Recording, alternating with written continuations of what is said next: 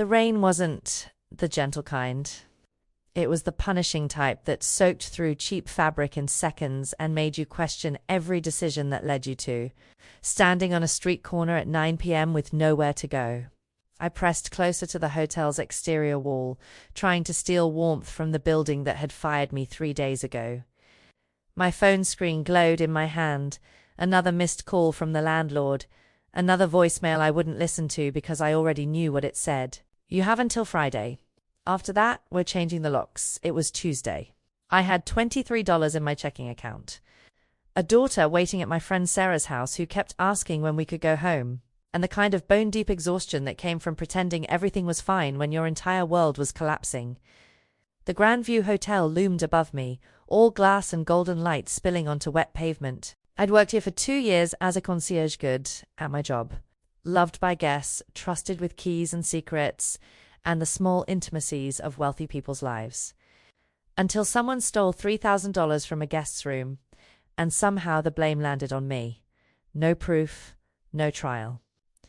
Just Carlos, my manager, looking uncomfortable as security escorted me out. It's out of my hands, Maya.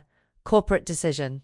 I should have left this neighborhood already. Should have stopped torturing myself by standing outside the place that represented everything I'd lost. But something kept me frozen there, staring through those windows at the life I used to have. That's when the car arrived. It wasn't just expensive. It was a statement. A black SUV with tinted windows and the kind of presence that made other vehicles instinctively move aside. It pulled up directly in front of the hotel entrance, and I instinctively stepped back deeper into shadow, suddenly aware of how I must look. Soaked coat, mascara probably running, the face of someone barely holding it together. The back door opened. He emerged like something from another world. Tall, broad-shouldered, wearing a charcoal suit that probably cost more than my monthly salary used to be. Dark hair pushed back from a face that was all sharp angles and brutal beauty, the kind of handsome that felt dangerous. Even from 15 feet away, I could sense the authority radiating from him. The way the hotel doorman straightened immediately, the way people simply moved when he existed near them. I should have looked away. Instead, I watched as he paused on the sidewalk, raindrops beading on his expensive coat. Watched as his head turned slowly, scanning the street with predatory awareness. Watched as his eyes locked directly onto mine. The connection hit like electricity. Dark eyes, so dark, they looked black in the streetlight, fixed on me with an intensity that made my breath catch. He didn't look away, didn't dismiss me as just another struggling woman on a street corner. He saw me, and something in his expression shifted. Recognition, maybe, though we'd never met. Or something darker, possession. He said something to the man beside him, a bodyguard, I realized, built like a wall, then started walking directly toward me. Panic flared. I should run. Should disappear into the rain before whatever this was could touch me. But my legs wouldn't cooperate, wouldn't respond to my brain's frantic signals. I was trapped by his gaze, by the deliberate purpose in every step that closed the distance between us. He stopped close. Too close. Near enough that I could smell his cologne, something dark and expensive, cedar and smoke and money I'd never have. "You're crying?" His voice was accented. Russian, maybe. Smooth and controlled, like everything about him I hadn't even realized. I touched my face, felt wetness that wasn't just rain. "It's nothing." My voice came out rough. "It's just a bad day." "No." He studied my face with unnerving focus, like he was memorizing every detail. "It's more than that." Before I could respond, his hand moved to his coat. I flinched instinctively, but he only pulled out a wallet, thick with bills. He extracted cash without counting, just grabbed a stack, and suddenly his other hand was in my coat pocket. I felt him slide the money inside, his fingers brushing my hip through the fabric. The touch burned despite the cold. "Wait, I can't," I started to protest. He leaned in, close enough that his breath warmed my ear, that I could feel the solid presence of him surrounding me. "This doesn't end here," he whispered. Then he was gone. striding back to his car with that same controlled grace, disappearing through the hotel entrance like he owned the place, like he owned everything. I stood frozen, heart pounding, hand pressed against my pocket, where I could feel the weight of what he'd given me. When I finally pulled out the cash, I stopped breathing. $800 bills. And underneath them, a business card. Heavy stock, embossed. Just a phone number. Nothing else. I flipped it over with shaking hands. On the back, written in sharp, masculine handwriting, was a single word. Maya. My name. He knew my name. The motel room cost $60 a night. Basic math said the 800 would give us 13 days, almost 2 weeks, to figure out what came next. I paid for 7 nights up front, bought Lily a proper meal from the diner across the street, and watched her devour chicken fingers like she hadn't eaten in days. She hadn't. Not really. Not like this. "Mommy, can we stay here?" she asked, ketchup on her chin, eyes bright with the resilience only 5-year-olds possessed. "It has a TV and the bed is bouncy. For a little while, baby." I forced a smile that felt like glass cutting my face. "Until we find something better." But what was better? What came after the money ran out? That night, after Lily fell asleep clutching her stuffed elephant, I sat on the bathroom floor and stared at the business card. Just a phone number. No name, no company, nothing to indicate who he was or why he'd helped me. I tried Google.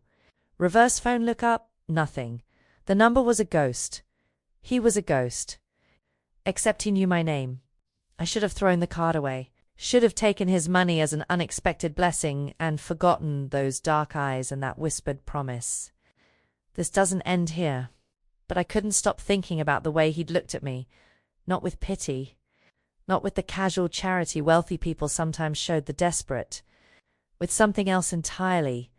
Recognition. Like he'd been searching for something and finally found it. 3 days passed. The money bought us safety, food, and time. I applied for jobs online, made calls that went to voicemail, tried not to calculate how fast we'd be back on the street once the cash ran out. Then Carlos called. Maya. His voice was tight, uncomfortable. "I need you to come back." I almost hung up. Almost told him exactly what he could do with his corporate decisions and false accusations. But desperation made me listen. "The theft charges," he continued quickly. "They were dropped. We found the real culprit, one of the night shift guys. I'm so sorry, Maya. We want to offer you your position back. Full back pay for the time you missed."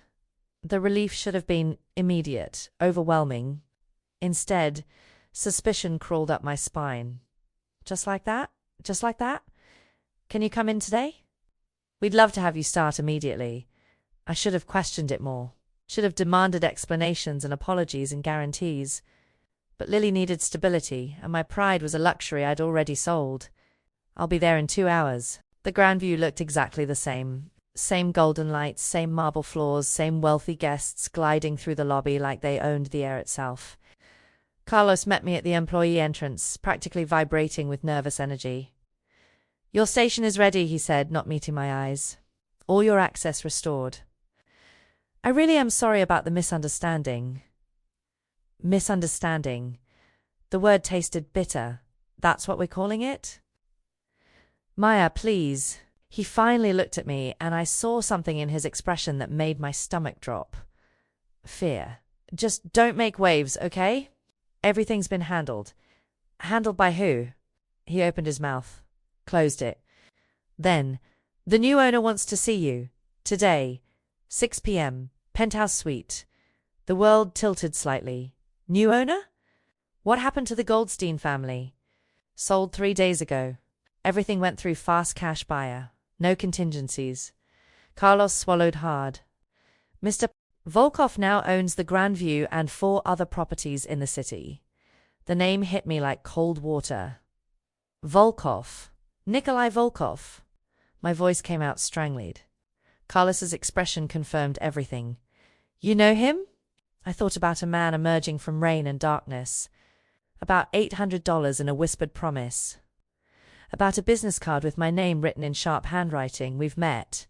"Then you know." Carlos stopped himself. Just be at the penthouse at 6. Don't be late. He walked away quickly, leaving me standing in the employee corridor with my heart hammering against my ribs. Nikolai Volkov bought the hotel. The entire hotel. 3 days after our encounter in the rain, he'd cleared my name, given me my job back, orchestrated everything to bring me back here, to his property, under his control. The business card burned in my pocket where I'd kept it, superstitious about throwing it away. 'Cause this doesn't end here. He'd meant it. Every word. I worked my shift in a daze, smiling at guests, managing reservations, pretending my world wasn't spinning off its axis. At 5:45, I took the service elevator to the top floor. The penthouse occupied the entire level 12,000 square feet of luxury I'd only glimpsed when cleaning staff needed access. Now, security stood outside. 2 men in dark suits who watched me approach with professional disinterest. "Maya-chan," I said. "Mr. Volkov is expecting me." One of them spoke into his wrist. A moment later, "Go ahead." The door opened. The penthouse was stunning, floor-to-ceiling windows overlooking the city, modern furniture that belonged in magazines, art that probably cost more than I'd make in a lifetime.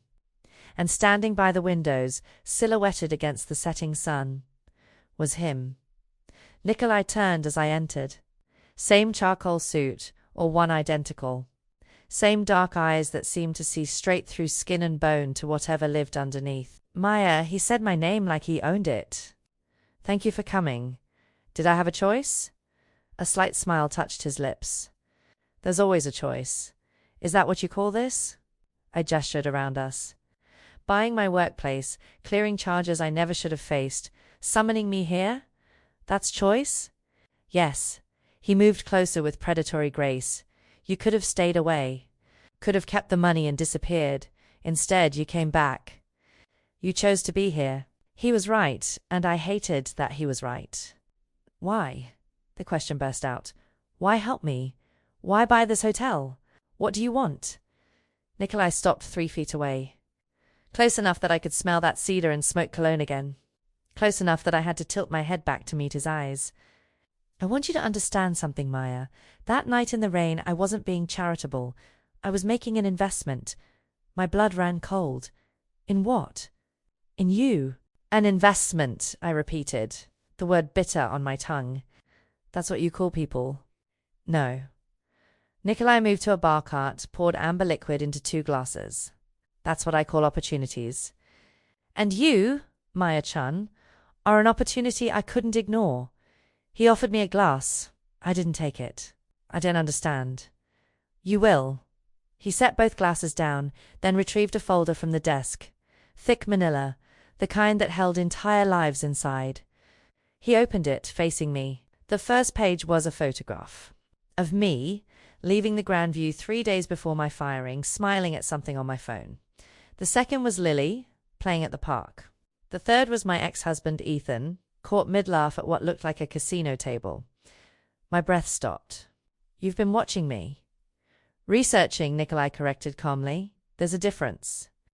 Maya Chun, 28 years old, divorced from Ethan Chun 2 years ago after he disappeared with 80,000 in gambling debts, money borrowed from men who don't accept excuses. You've been working 3 jobs to survive while he vanished. The theft accusation at the Grandview? That was Viktor Kozlov, one of my competitors, trying to destabilize my acquisition. You were collateral damage. He flipped through more pages. Bank statements, credit reports, school records for Lily. You have a daughter, Lily, 5 years old, smart. Enrolled at PS 142, but you've missed 2 tuition payments. Your landlord filed eviction paperwork last month. You've been 1 crisis away from homelessness for 6 months. Humiliation burned through me, hot and acidic. If you're trying to make me feel small, I'm trying to make you understand that I know exactly who you are. His voice cut through mine like a blade. And what you need. He closed the folder, set it aside, then pulled out another document. This one was bound, official looking. A contract. "I'm offering you security, Maya. A home for you and Lily. Her tuition paid through university. Protection from Ethan's creditors. They won't stop looking, by the way. They never do. Position managing my property acquisitions. Salary of $200,000 annually. The numbers didn't make sense. My brain couldn't process them. Why would you? In exchange, he continued, voice dropping lower, you belong to me. The room went silent except for the sound of my pulse hammering in my ears. Belong. I forced the word out. Completely. Nikolai stepped closer and I felt the air change, felt the predatory intent beneath his controlled exterior. You live where I tell you.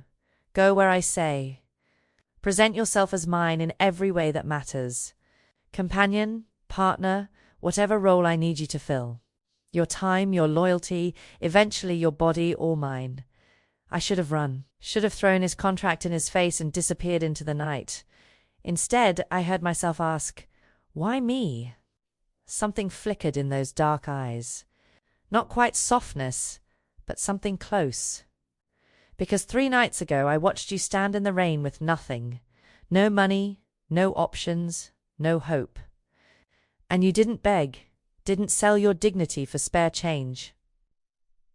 You stood there with your back straight and tears on your face, and I thought, that's strength. He reached out, fingertips grazing my jaw. The kind of strength that doesn't break. The kind I can build something on. You mean the kind you can own? Yes, no apology in his tone. I want to own you, Maya, but I'm offering you something in return: safety for your daughter. Freedom from the fear that's been eating you alive. A cage, yes, but a golden one, with locks that keep monsters out instead of in. I looked at the contract. At the numbers that could change Lily's life. At the man who'd orchestrated everything to bring me to this moment. And if I say no? Nikolai pulled an envelope from his jacket, slid it across the desk. My hands shook as I opened it. Photographs. Men I didn't recognize, standing outside Lily's school, sitting in a car across from Sarah's apartment, following me through the grocery store. Ethan's creditors, Nikolai said quietly. They found you 2 weeks ago. They're waiting for the right moment. Ice flooded my veins. You're threatening my daughter? No, his hand covered mine, warm and solid. I'm showing you that the threat already exists. With or without me, those men are coming. The difference is whether you face them alone, or whether you let me eliminate them. I stared at those photographs, at the faceless danger circling my child, and felt something inside me crack. I need time. You have 48 hours. Nikolai released my hand. After that, I can't guarantee your safety. Or Lily's. I spent 47 hours trying to find a way out. Hour 1. Research. I searched every combination of Nikolai Volkov online. Found nothing concrete, just whispers. A real estate mogul who appeared from nowhere 5 years ago. Companies that existed on paper but left no digital footprint. Rumors on Reddit threads about Russian money and connections that made prosecutors nervous. One comment stuck with me.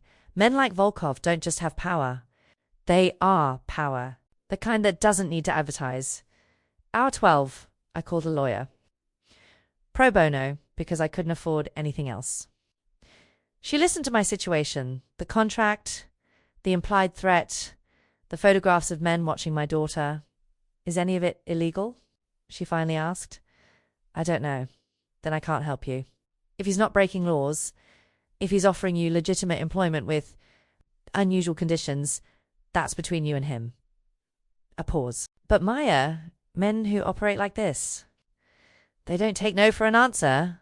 Whatever you decide, be smart about it. Hour 24. I picked Lily up from school, hyper-aware of every car, every face. Held her hand too tight as we walked to Sarah's apartment. She asked why I looked scared. Just tired, baby. You're always tired, Mummy. The truth of it cracked something in my chest. Hour 36. I drafted a message to Nikolai's number 17 times. Deleted it 17 times. What could I say? Thank you for the generous offer of ownership, but I'll take my chances with loan sharks. Hour 47. Dominic found me. I was outside PS 142, early to pick up Lily, when the car pulled up. Not Nikolai's sleek SUV, this was a beaten sedan with tinted windows and the unmistakable air of threat. The man who emerged was stocky, 40-something, with a neck like a fire hydrant and eyes that held no warmth. He smiled when he saw me, and my blood turned to ice. Maya Chun. He said my name like he'd been practicing. We need to talk about your husband, ex-husband. My voice came out steadier than I felt. And I don't know where he is. Neither do we, which is a problem. Dominic moved closer, and I instinctively stepped back. See? Ethan borrowed money. 80,000. With interest, that's now 115. And since he's gone double, quotes, I'm not responsible for his debts. That's where you're wrong, sweetheart. He pulled out his phone, showed me a photograph that made my stomach drop. Lily, walking into school this morning, backpack bouncing. Cute kid. Looks just like you. Be a shame if something happened because Daddy made bad choices. The threat wasn't even veiled. My hand moved to my pocket before I consciously decided. Found the business card I'd been carrying like a talisman, pulled out my phone with shaking fingers. Dominic noticed. Who you calling? Police? They can't help you, honey. This is a private matter. I dialed the number. 1 ring, 2, Maya. Nikolai's voice came through immediately like he'd been waiting. Are you all right? No. My eyes stayed locked on Dominic. There's a man named Dominic outside my daughter's school. He's threatening her because of Ethan's debts. I didn't finish. Couldn't find the words. I need you, I whispered. Stay on the line. Don't hang up. Dominic was talking, saying something about payment schedules and consequences. But I couldn't hear him over the roaring in my ears. Couldn't focus on anything except Nikolai's voice in my ear, calm and absolute. 2 minutes, Maya. My men are 2 minutes away. If he touches you, tell me immediately. Dominic reached for my arm. He's touching me. The change in Nikolai's voice was terrifying, all that control stripped away, revealing something primal underneath. Make him let go. Scream if you have to, cause a scene, I didn't need to. 2 black SUVs screeched to the curb, and suddenly men in dark suits were surrounding us. Professional, efficient, terrifying in their coordination. Dominic's confidence evaporated. What the? Get in the car! One of Nikolai's Manar recognized him from the penthouse security, spoke quietly but with absolute authority. Mr. Volkov wants to speak with you. I don't know any. The man didn't repeat himself, just grabbed Dominic's arm and guided him not gently toward the vehicle.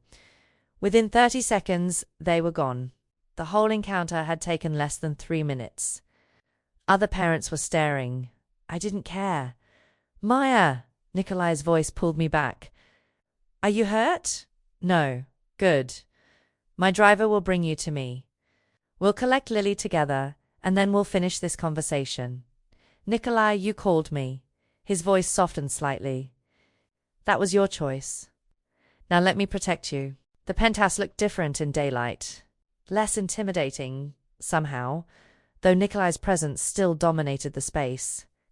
Lily was with Alexeyev, the security man, in another room, eating ice cream and watching cartoons, blissfully unaware of what had just happened.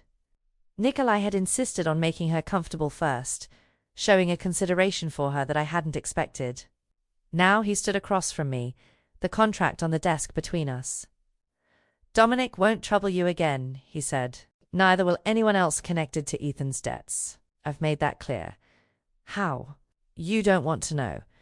He pushed the contract toward me. But this is what I do, Maya. I eliminate problems, permanently. I stared at the papers.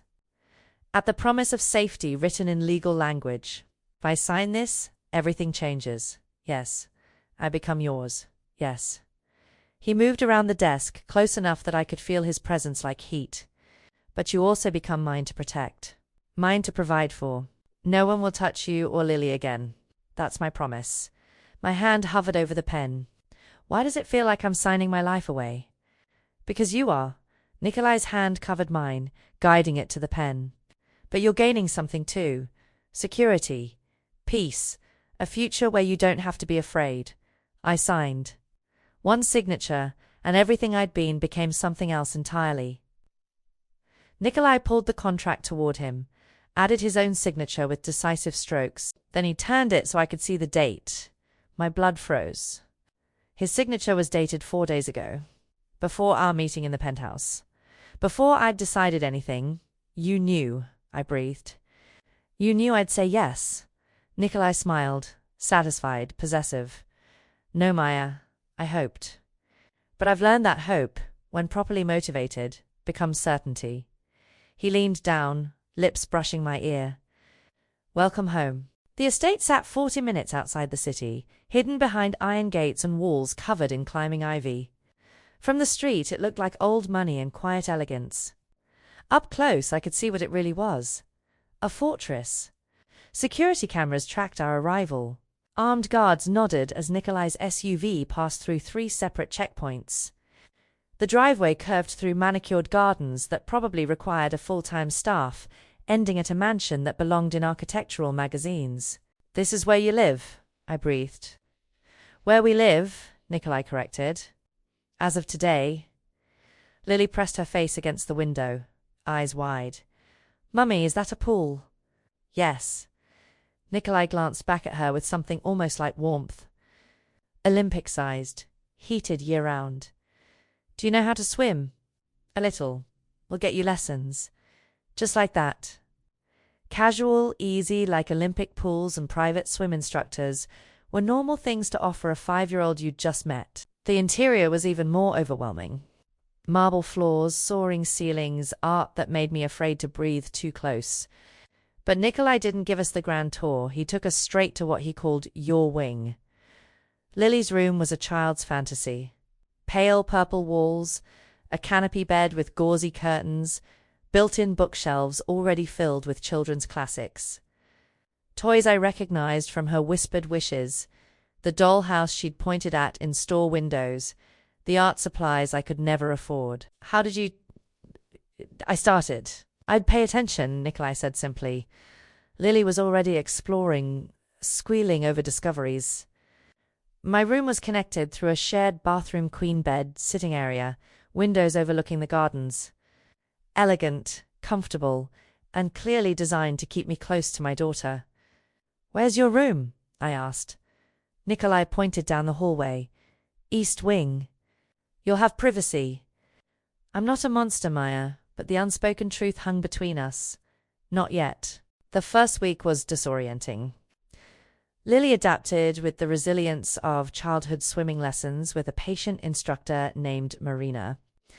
Afternoon tea with Nikolai's housekeeper who taught her Russian phrases, bedtime stories in a room where she finally felt safe enough to sleep through the night. I adapted slower. Managed Nikolai's hotel portfolios from a home office he'd set up, reviewed acquisition proposals, coordinated with property managers. The work was challenging, engaging, and I was good at it.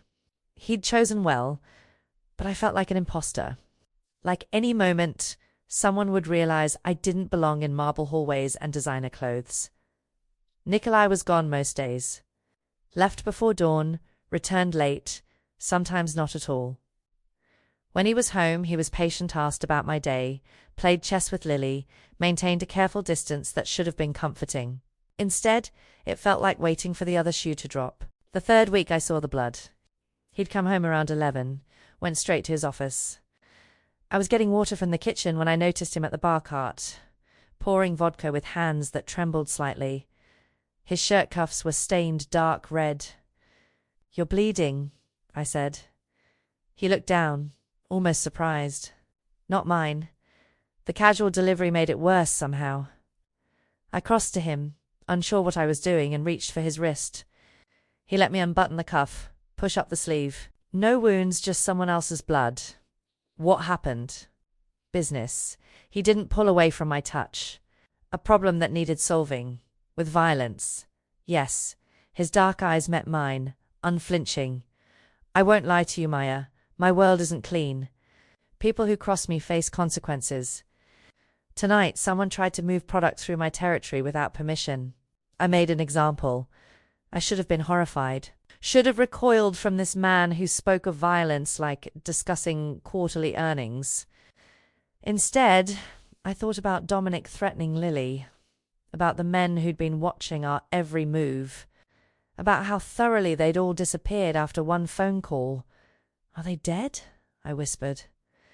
No, but they'll remember.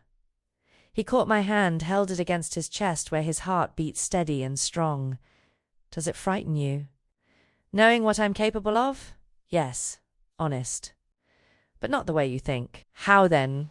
It frightens me that I feel safer knowing you can do terrible things. I looked up at him, this beautiful, dangerous man who'd bought my life and was slowly making me want to stay bought. What does that make me? Mine. His thumb stroked across my knuckles. It makes you mine, Maya, and that's exactly what you're supposed to be. The intensity in his voice made my breath catch. We stood there, connected by touch and truth, and I felt the walls I'd built crumbling. I need you to come somewhere with me, Nikolai said finally. Saturday night, charity gala at the riverside. Why? Because it's time. He raised my hand to his lips, pressed a kiss to my palm that burned. Time for the city to know you're under my protection. Time to make this official. Official, I repeated. You're mine, Maya. I want everyone to see it. The possession in his voice should have angered me. Instead, heat coiled low in my stomach, and I wasn't ready to acknowledge. And if I say no? Nikolai smiled, slow and certain. You won't. The dress arrived Friday afternoon in a box that could have held a small car. Midnight blue silk that pooled like water, with a neckline that wasn't indecent but definitely wasn't modest. Matching heels that cost more than my first car. Lori, I was afraid to touch. A note in sharp handwriting. Wear this. All of it. And I stared at myself in the mirror Saturday evening and barely recognized the woman looking back. The dress transformed me, or maybe revealed something that had always been there, buried under exhaustion and fear. Nikolai's reaction when I descended the stairs confirmed it. He stood in the foyer wearing a black tuxedo that looked custom-made for his body, talking quietly with Alexei. But when he saw me, he stopped mid-sentence. Just stopped, dark eyes tracking my movement with an intensity that made my skin flush. Maya, my name came out rough. He crossed to me, offered his hand. You're stunning. It's the dress. No, his thumb brushed across my knuckles. It's you. The dress is just wrapping. In the car, he explained what I needed to know. Tonight, you'll meet people from my world. Some legitimate, some less so. Politicians, businessmen, criminals in expensive suits. They'll assess you, judge whether you're weakness or strength. Which am I? Strength. No hesitation. But they need to see it. Stay close to me. Let me do most of the talking. And if anyone makes you uncomfortable, tell me immediately. The Riverside Hotel ballroom glittered with wealth and power. Crystal chandeliers, champagne flowing, women in couture, and men wearing watches worth more than houses. Nikolai's hand settled on my lower back, possessive, unmistakable as we entered. Conversations paused. Eyes tracked us. Who's that? I heard someone whisper. Volkov's new ... companion. The word hung with implications I tried to ignore. Nikolai introduced me to his world with calculated precision. Maya Chun, my partner. Never girlfriend. Never date, always partner. With an emphasis that made people understand this was more than casual. I met Alexei's wife, Katya, who squeezed my hand and whispered, "Good luck."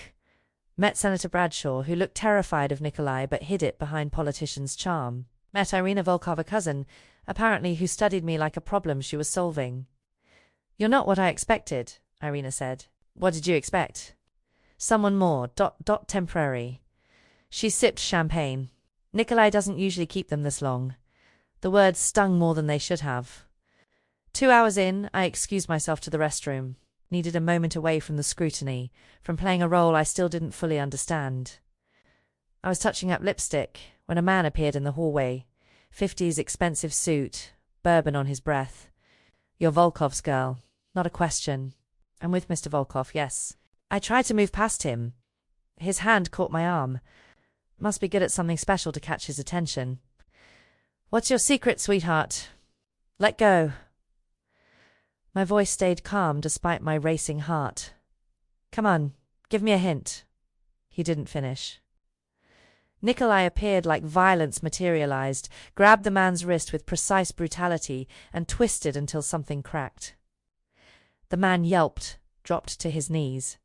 Apologize. Nikolai's voice was arctic. Now, I'm sorry. Not to me. Nikolai's grip tightened. To her, I'm sorry, Miss Chan, I didn't mean. Nikolai released him with obvious disgust. Alexei appeared from nowhere, helped the man up, murmured something that made his face go white. They disappeared toward the exit.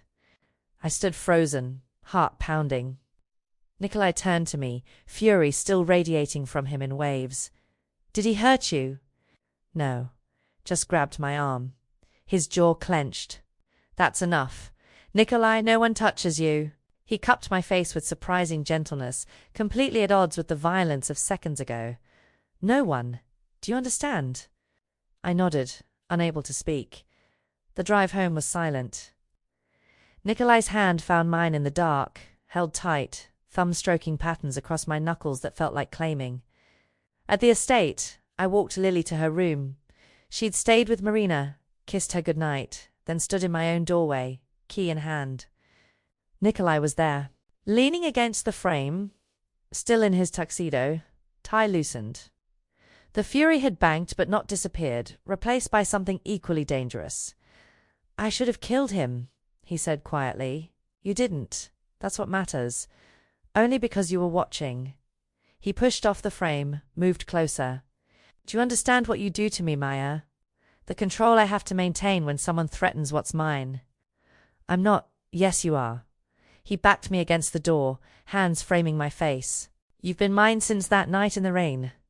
I've just been waiting for you to accept it. My breath caught. Nikolai, tell me to walk away. His forehead touched mine, breath warm against my lips. Tell me you're not ready, and I'll go to my room.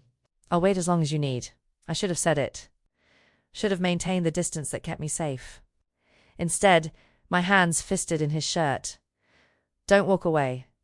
I opened the door, stepped back, let him enter my space, my room, the last boundary I'd been holding. Nikolai closed the door behind him with controlled precision, locked it, then turned to face me. The hunger in his eyes was undeniable, but he didn't move, didn't reach for me. Last chance, Maya. Tell me to leave. Instead of answering, I reached up and unzipped the midnight blue dress. Let it pool at my feet. Something in him broke, just slightly, just enough. He crossed the space between us, hands framing my face, and kissed me like he'd been starving for it. Like I was air and he'd been drowning. I'd been kissed before. Ethan had kissed me. But this was different. This was claiming, absolute and undeniable, and my body responded with a hunger that terrified me. Wait, I gasped against his mouth. He froze immediately, pulling back, chest heaving. What's wrong? Lily, if she wakes up.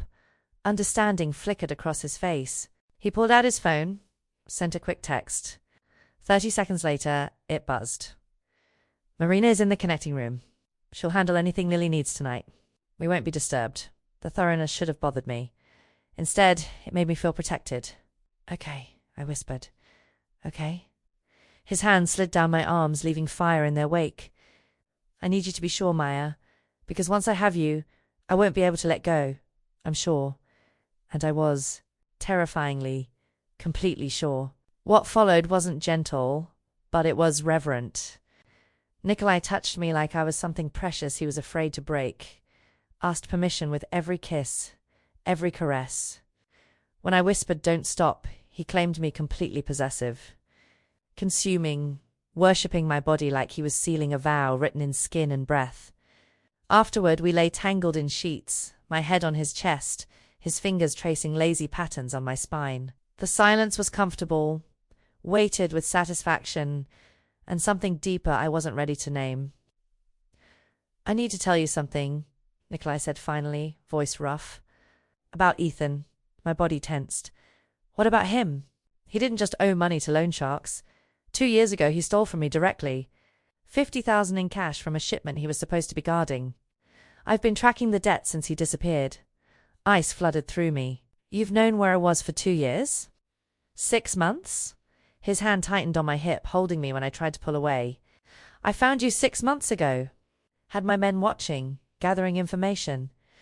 I was going to use you as leverage to draw him out. But you didn't. No. He turned, so we faced each other, dark eyes intense in the dim light. Because I saw you. Standing in that rain, crying but refusing to break. Fighting for your daughter with nothing but dignity and determination. And I realized I didn't want to collect a debt anymore. I wanted something else. What? You. His thumb brushed across my cheekbone. I wanted you to choose me. Not because you were forced, not because you had no options, but because I could offer you something worth choosing. I should have felt manipulated. Should have been furious that he'd orchestrated everything. The money, the job, even the threat from Dominic had probably been accelerated by his interference. Instead, I felt chosen, like I was worth the elaborate planning, worth the patience, worth the wait. You're insane, I whispered. Probably. He smiled, small and genuine. But I'm yours now, Maya. Completely. You own me as much as I own you. I kissed him then, slow and deep, sealing the truth between us. We fell asleep tangled together, his heart beat steady against my ear, and for the first time since the rain, I felt completely safe. Morning light filtered through the curtains, too bright, too early. I reached for Nikolai but found empty sheets, still warm. Voices drifted from the hallway, urgent, concerned. I threw on a robe, stepped into the hall. Nikolai stood with Alexei and Marina, all three tense. When he saw me, something flickered across his face. Not quite fear, but close. What's wrong? My voice came out strangled. Lily. Marina's face was pale. She's not in her room. We've searched the wing, she's gone. The world tilted. Gone? The word didn't make sense. What do you mean, gone? Nikolai was already moving, phone to his ear, barking orders in rapid Russian. Security protocols activated, exits locked, cameras being reviewed. But all I could hear was my own heartbeat. Too loud, too fast. Lily was missing. And I'd been so distracted by Nikolai, so consumed by desire and possession and the cage I'd walked into willingly, that I hadn't protected the one thing that mattered. Panic tore through me, primal and absolute. I ran to Lily's room, threw open the closet, checked under the bed, the bathroom, places I'd already looked but couldn't stop searching. Lily, my voice cracked. Baby, where are you? Nikolai's hand caught my shoulder. Maya, my men are searching. She's 5. I spun on him, terror turning to rage. You said she'd be safe here. You promised. He didn't flinch from my fury. And she is. We'll find her. Alexei appeared in the doorway, expression unreadable. Sir, you need to come to the kitchen. We ran. Down marble hallways, through rooms I'd barely explored, bursting into an enormous kitchen where Lily sat at the counter, legs swinging, eating pancakes. She looked up, face lighting up. Mummy? Nikolai? Look, Anton is teaching me to make blini. They're like pancakes, but Russian. The relief was so overwhelming I couldn't breathe, couldn't speak. Just stood there shaking while my daughter smiled at me, safe, happy, covered in flour. Anton, the chef I'd barely met, mortified. I'm so sorry, Mr. Volkov.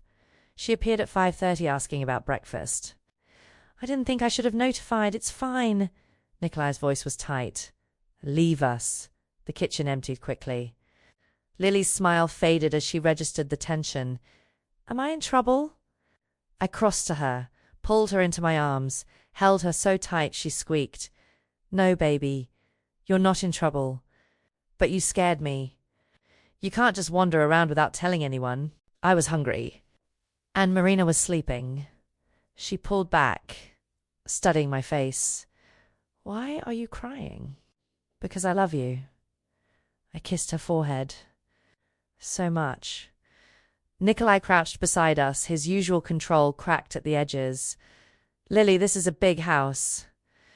If you need something, you use the phone in your room. Press 0. Someone will always answer. Okay. She looked between us, then brightened. Can I finish my pancakes? Yes. He stood, ran a hand through his hair. Finish your pancakes. Later, after Lily was settled with Marina for morning lessons, I found Nikolai in his office. He stood at the window, shoulders tense, staring at nothing. I thought my voice broke. For 5 minutes I thought someone had taken her. That your world had touched her, hurt her. I know. He didn't turn. So did I. And I realized something. He finally faced me, and the vulnerability in his expression shocked me. If anything happened to her, to either of you, because of who I am, what I do, double quotes, he stopped. I've built an empire on fear and control, but you too, you're the only things I'm actually afraid of losing. I crossed to him, hands settling on his chest.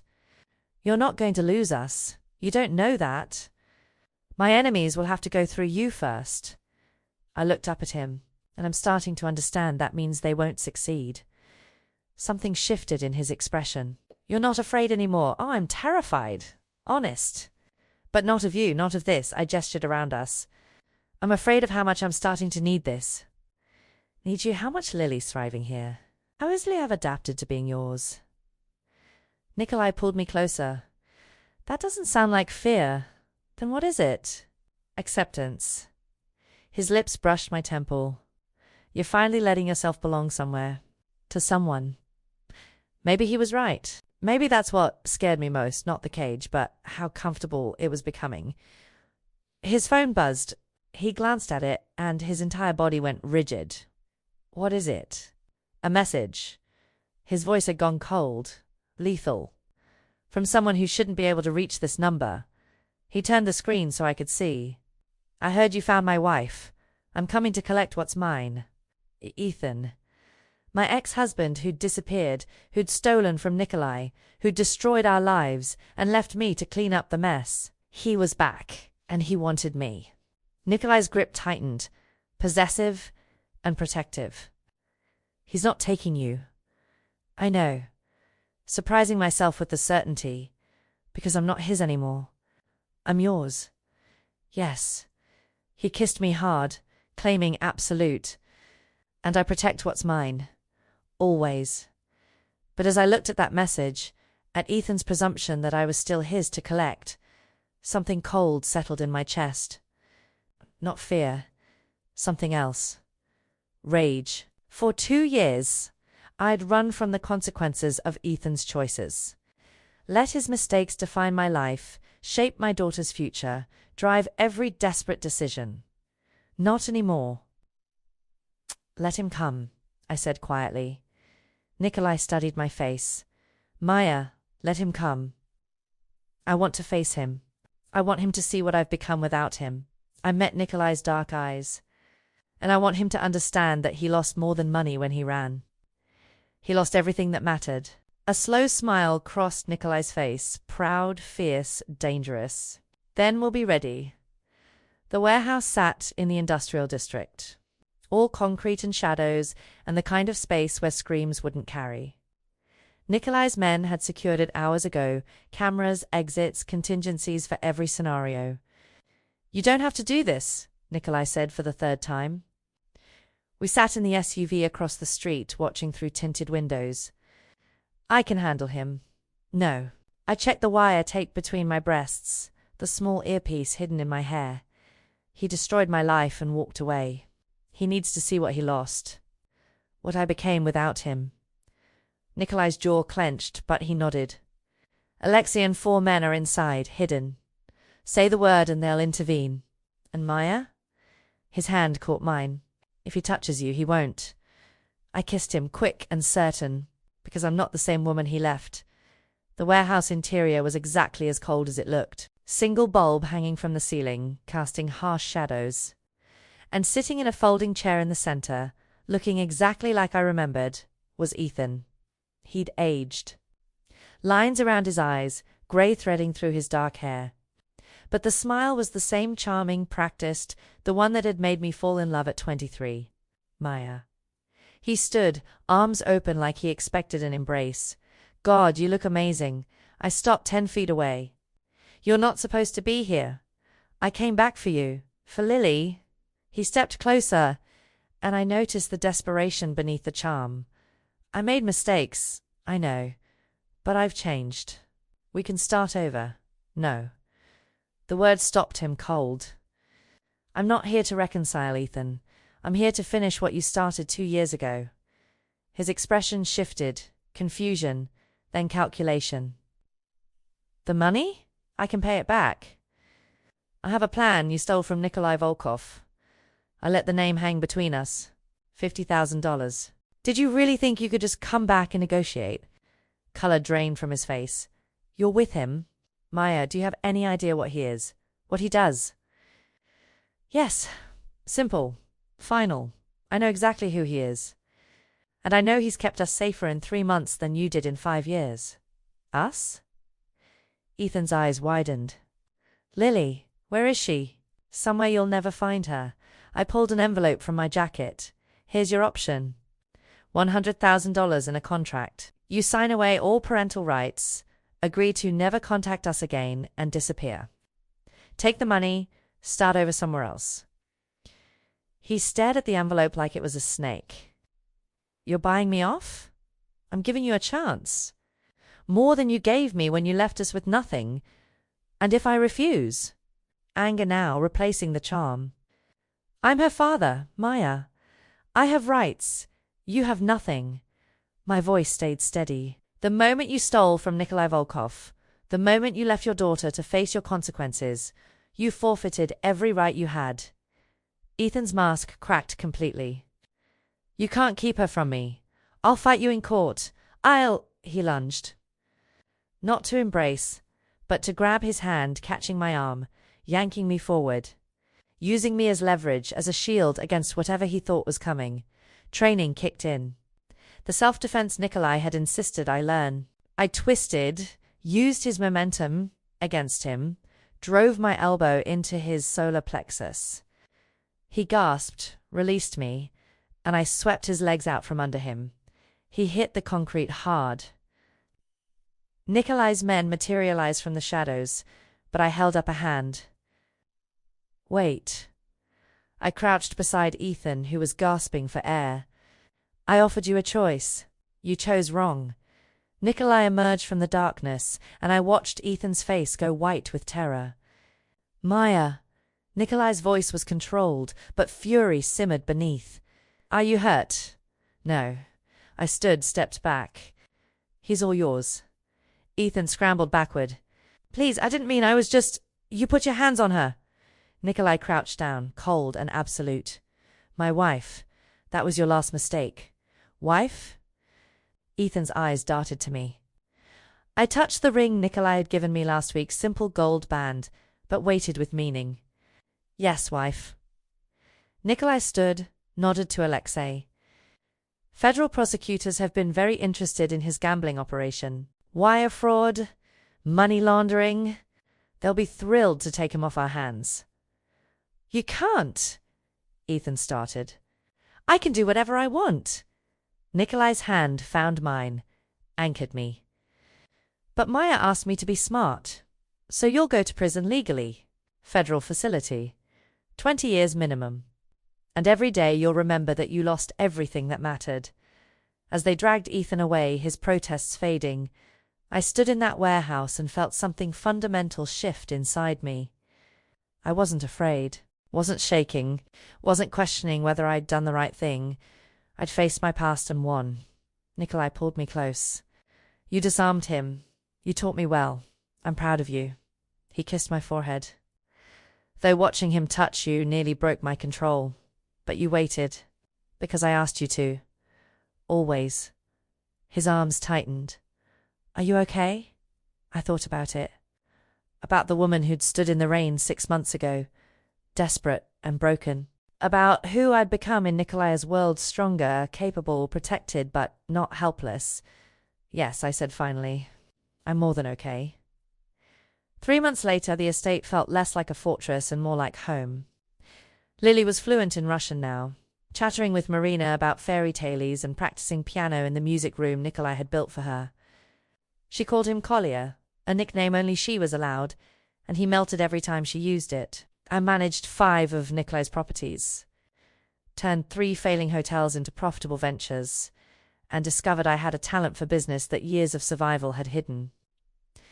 The Maya who'd stood in the rain felt like another person, someone I'd been, but wasn't anymore. The wedding was small. Nikolai didn't want spectacle. He wanted permanence. We married in the estate gardens at sunset, just Alexei, Katia, Marina, a judge, and Lily in a white dress that made her look like a princess. She took her role as flower girl seriously, scattering petals with solemn concentration. Nikolai wore a charcoal suit, the same shade as the night we met. When I walked down the makeshift aisle, his expression cracked with something raw and honest. "You're stunning," he murmured when I reached him. "It's just a dress." No, his hands caught mine, warm and solid. "It's you. It's always been you. The vows were traditional until they weren't." "Maya-chan," Nikolai said, voice steady despite the emotion in his eyes. "You've walked into my life with nothing but dignity and determination. You could have chosen freedom. Instead, you chose me. You chose this cage I offered and somehow transformed it into something I never expected. A home." My throat tightened. "Your turn was supposed to be shorter." He smiled. "I'm Russian. We don't do brief." The judge cleared his throat pointedly. I took a breath. "Nikolai Volkov, you saw me at my lowest and decided I was worth investing in. You gave me a cage and called it protection. I walked in willingly, angry and desperate, and certain I'd regret it." I squeezed his hands. But somewhere along the way, the door opened, and I realized I didn't want to leave. This isn't captivity anymore. It's choice. Every day I choose you. I choose this. I choose us. I now pronounce you husband and wife. Nikolai kissed me before the judge finished speaking, deep, claiming, absolute. Lily cheered. Alexei applauded. And I felt something click into place, like a lock finally opening. Later, after Lily was asleep and the guests had left, we stood on the balcony overlooking the city. Distant lights twinkled like stars brought to earth, and Nikolai's arms wrapped around me from behind. "Do you regret it?" I asked, approaching me in the rain. "Every day." His voice rumbled against my back. I tensed, but he continued, "I regret not doing it sooner. Not finding you years ago. Not saving you from every moment you suffered alone." I turned in his arms. I wouldn't have been ready. I needed to be broken down before I could be built back up. "I didn't build you, Maya. You were always this strong.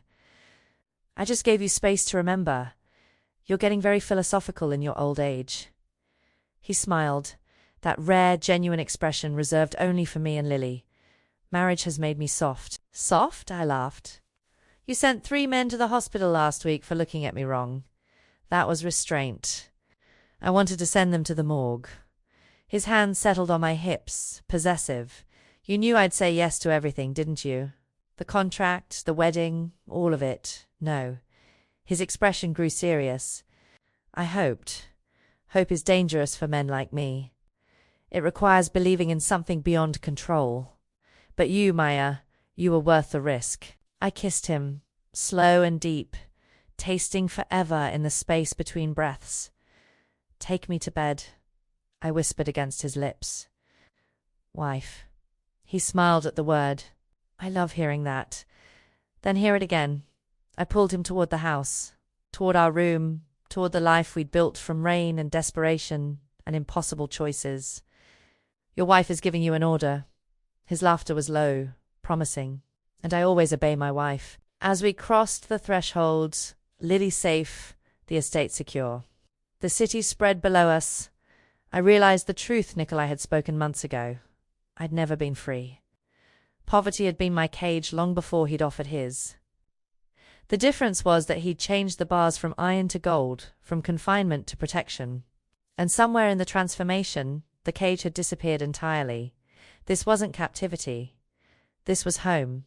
And I was finally, impossibly completely safe.